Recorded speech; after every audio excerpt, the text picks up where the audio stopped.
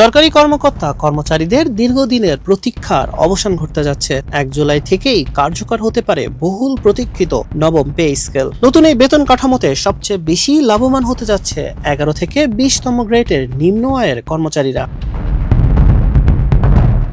তাদের বেতন সর্বোচ্চ 135% পর্যন্ত বাড়তে পারে। অন্যদিকে 1 থেকে 10ম গ্রেডের কর্মকর্তাদের বেতন বাড়তে পারে প্রায় 100%। মন্ত্রিপরিষদ সচিব নাসিমুল গনির নেতৃত্বাধীন পুনর্গঠিত সচিব কমিটি এ সংক্রান্ত রোডম্যাপ চূড়ান্ত করতে 4 দফা বৈঠক করেছে।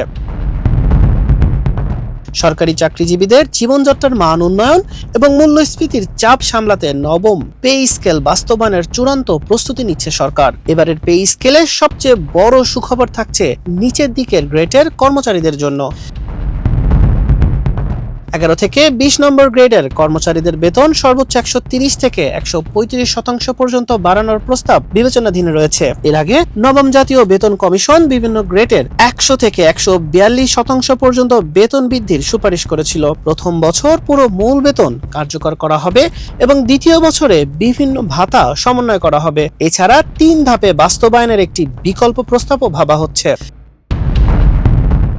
নতুন এই পে স্কেল বাস্তবায়নের 2 ধাপের একটি মডেল নিয়ে কাজ করছে সরকার। অর্থমন্ত্রী আমির খসরু মাহমুদ চৌধুরী বাজেট বক্তব্যে 1 জুলাই থেকেই নতুন পে স্কেল কার্যকর হওয়ার ঘোষণা দেন।